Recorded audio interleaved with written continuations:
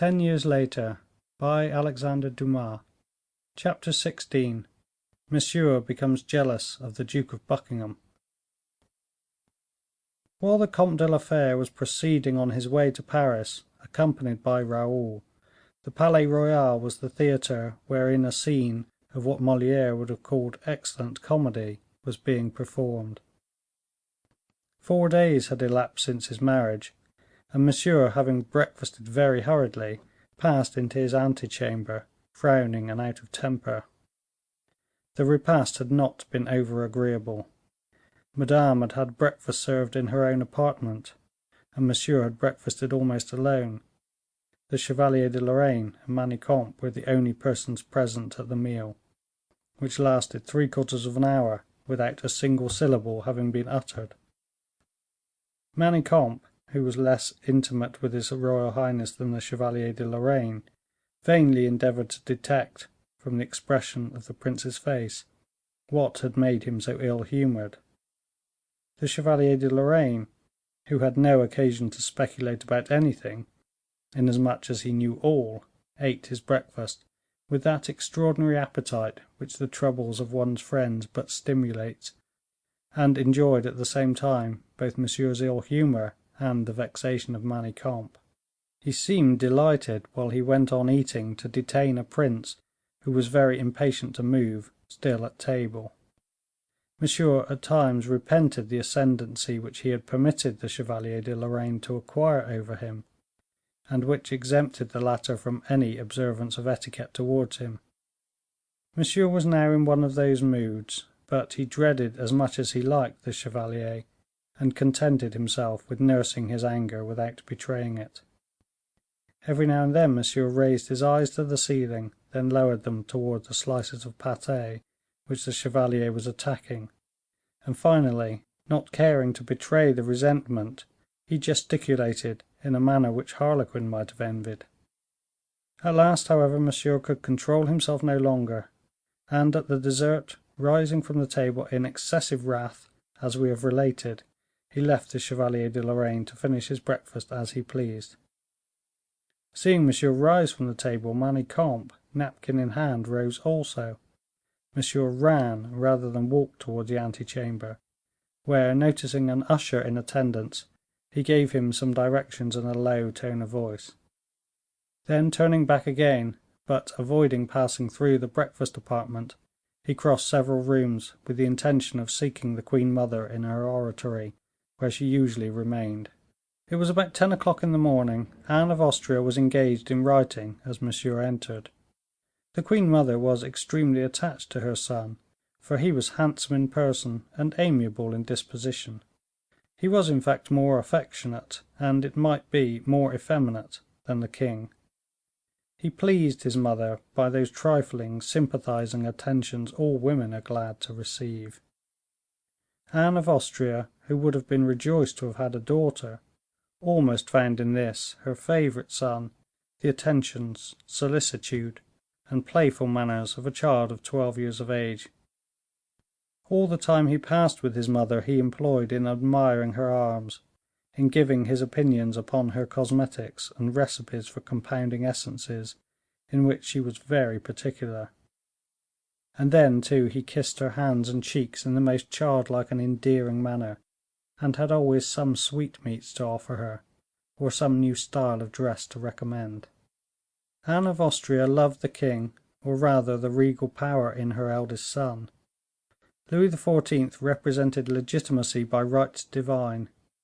With the king her character was that of the queen mother. With Philip she was simply the mother. The latter knew that, of all places, a mother's heart is the most compassionate and surest. When quite a child, he always fled there for refuge when he and his brother quarrelled, often after having struck him, which constituted the crime of high treason on his part, after certain engagements with hands and nails, in which the king and his rebellious subject indulged in their night dresses, respecting the right to a disputed bed, having their servant Laporte as umpire. Philip, conqueror, but terrified at victory, used to flee to his mother to obtain reinforcements from her, or at least the assurance of forgiveness, which Louis XIV granted with difficulty and after an interval. Anne, from this habit of peaceable intervention, succeeded in arranging the disputes of her sons, and in sharing at the same time all their secrets. The king, somewhat jealous of that maternal solicitude which was bestowed particularly on his brother, felt disposed to show towards Anne of Austria more submission and attachment than his character really dictated. Anne of Austria had adopted this line of conduct especially towards the young queen. In this manner she ruled with almost despotic sway over the royal household, and she was already preparing her batteries to govern with the same absolute authority the household of her second son. Anne experienced almost a feeling of pride whenever she saw anyone enter her apartment with woebegone looks, pale cheeks, or red eyes, gathering from appearances that assistance was required either by the weakest or the most rebellious. She was writing, we have said, when Monsieur entered her oratory, not with red eyes or pale cheeks, but restless, out of temper and annoyed. With an absent air he kissed his mother's hands, and sat himself down before receiving her permission to do so. Considering the strict rules of etiquette established at the court of Anne of Austria, this forgetfulness of customary civilities was a sign of preoccupation, especially on Philip's part, who of his own accord observed a respect towards her of a somewhat exaggerated character. If, therefore, he so notoriously failed in this regard, there must be a serious cause for it. "What is the matter, Philip?" inquired Anne of Austria, turning toward her son. "A good many things," murmured the prince, in a doleful tone of voice. "You look like a man who has a great deal to do," said the queen, laying down her pen. Philip frowned, but did not reply. "Among the various subjects which occupy your mind," said Anne of Austria, "there must surely be one that absorbs it more than others." "One has indeed occupied me more than any other." "Well, what is it? I am listening." Philip opened his mouth as if to express all the troubles his mind was filled with, and which he seemed to be waiting only for an opportunity of declaring. But he suddenly became silent, and a sigh alone expressed all that his heart was overflowing with. "Come, Philip, show a little firmness," said the queen mother. "When one has to complain of anything, it is generally an individual who is the cause of it. Am I not right?"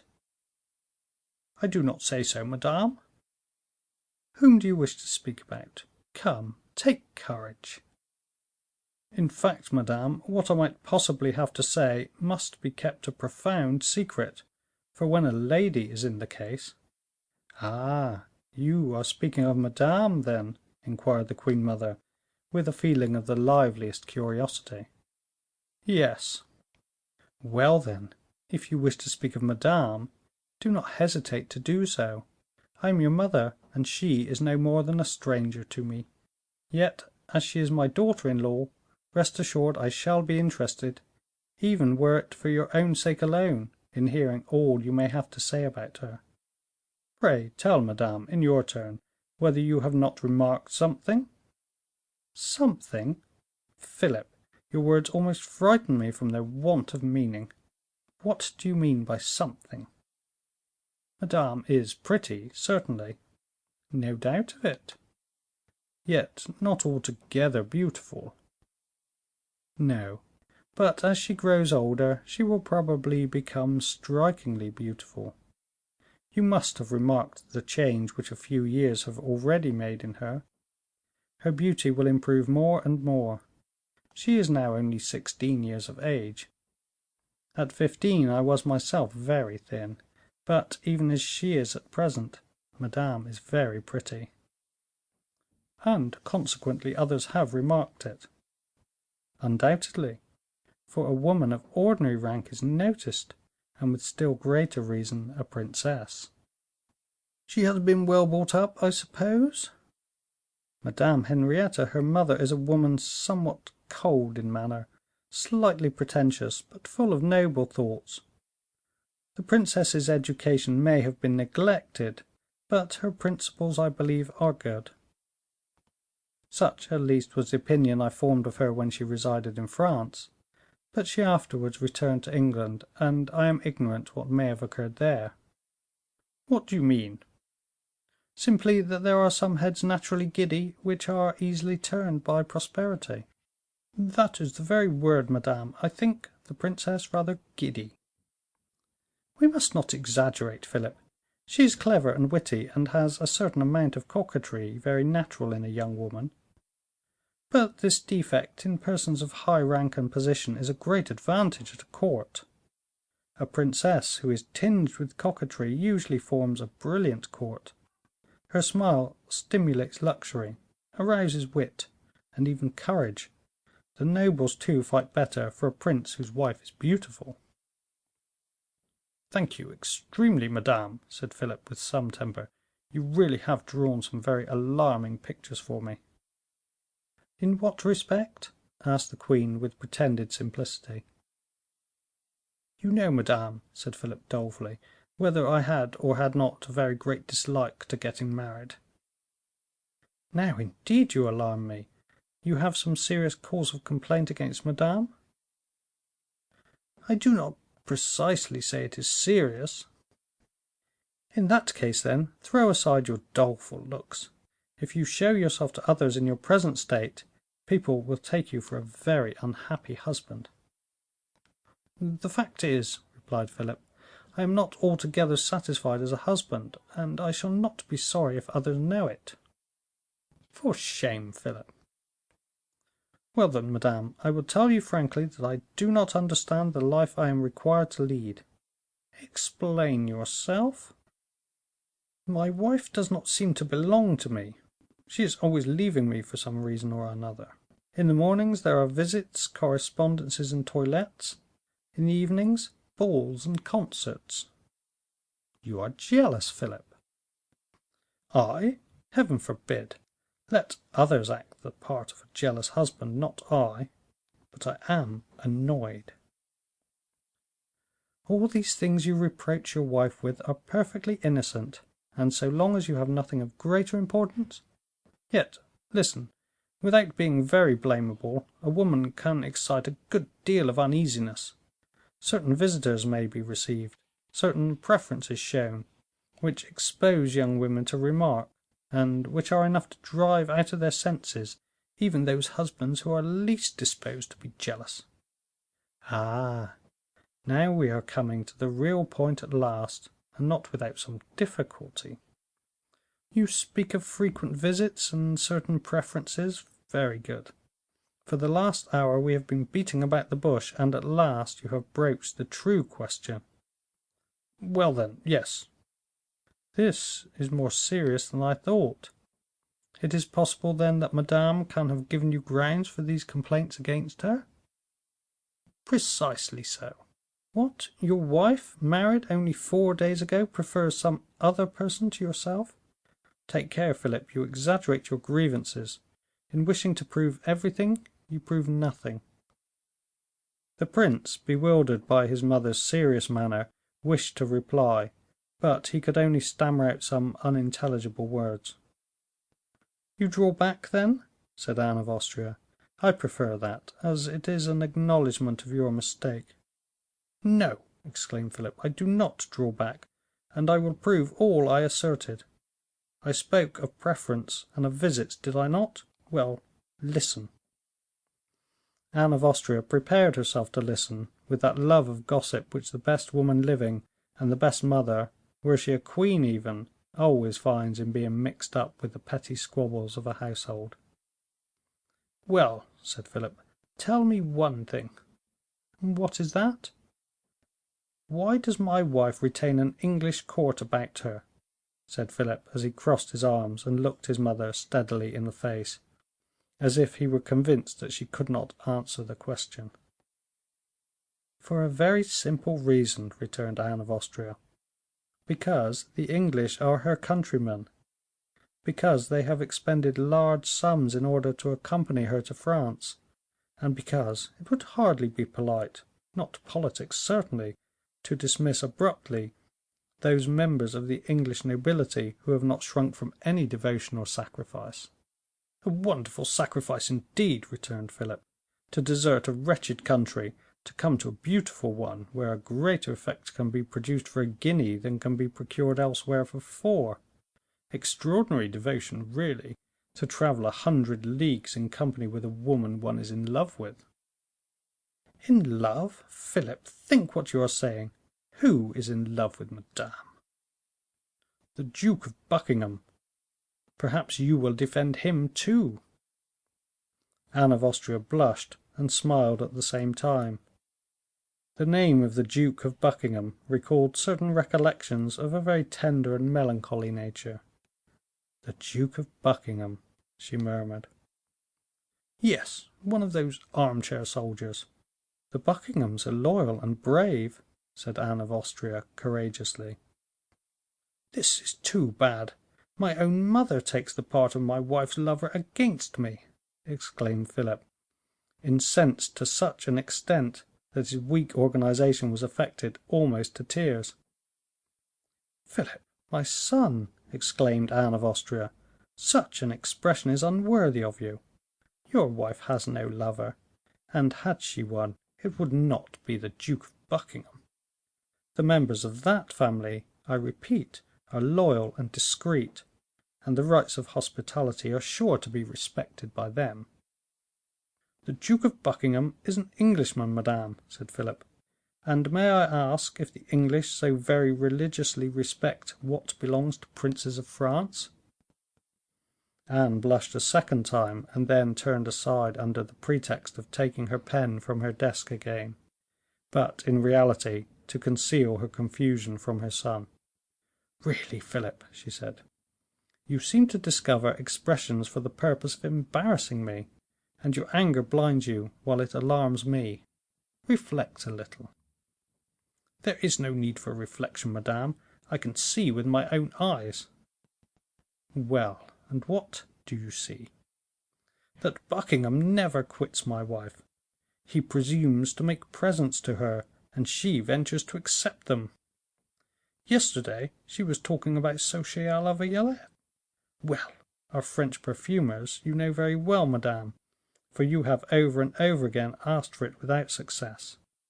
Our French perfumers, I say, have never been able to procure this scent. The duke, however, wore about him a sachet a la violette, and I am sure that the one my wife has came from him." "Indeed, monsieur," said Anne of Austria, "you build your pyramids on needle points. Be careful. What harm, I ask you, can there be in a man giving to his countrywoman a recipe for a new essence? These strange ideas, I protest, painfully recall your father to me, he who so frequently and so unjustly made me suffer." "The Duke of Buckingham's father was probably more reserved and more respectful than his son," said Philip, thoughtlessly, not perceiving how deeply he had wounded his mother's feelings. The queen turned pale, and pressed her clenched hands upon her bosom; but recovering herself immediately, she said, "You came here with some intention or another, I suppose?" "Certainly." "What was it?" "I came, madame, intending to complain energetically, and to inform you that I will not submit to such behavior from the Duke of Buckingham." "What do you intend to do, then?" "I shall complain to the king." "And what do you expect the king to reply?" "Very well, then," said Monsieur, with an expression of stern determination on his countenance, which offered a very singular contrast to its usual gentleness. "Very well, I will write myself." "What do you call writing yourself?" inquired Anne of Austria, in alarm. "I will have the Duke of Buckingham quit the princess, I will have him quit France, and I will see that my wishes are intimated to him." "You will intimate nothing of the kind, Philip," said the queen; "for if you act in that manner, and violate hospitality to that extent, I will invoke the severity of the king against you." "Do you threaten me, madame?" exclaimed Philip, almost in tears. "Do you threaten me in the midst of my complaints?" "I do not threaten you; I do but place an obstacle in the path of your hasty anger. I maintain that to adopt towards the Duke of Buckingham, or any other Englishman, any rigorous measure, to take even a discourteous step towards him, would be to plunge France and England into the most disastrous disagreement. Can it be possible that a prince of the blood, the brother of the King of France, does not know how to hide an injury, even did it exist in reality, where political necessity requires it?" Philip made a movement. "Besides," continued the queen, "the injury is neither true nor possible. It is merely a matter of silly jealousy." "Madame, I know what I know." "Whatever you may know, I can only advise you to be patient." "I am not patient by disposition, madame." The queen rose, full of severity, and with an icy, ceremonious manner. "Explain what you really require, monsieur," she said. "I do not require anything, madame; I simply express what I desire. If the Duke of Buckingham does not, of his own accord, discontinue his visits to my apartments, I shall forbid him entrance." "That is a point you will refer to the king," said Anne of Austria, her heart swelling as she spoke, and her voice trembling with emotion.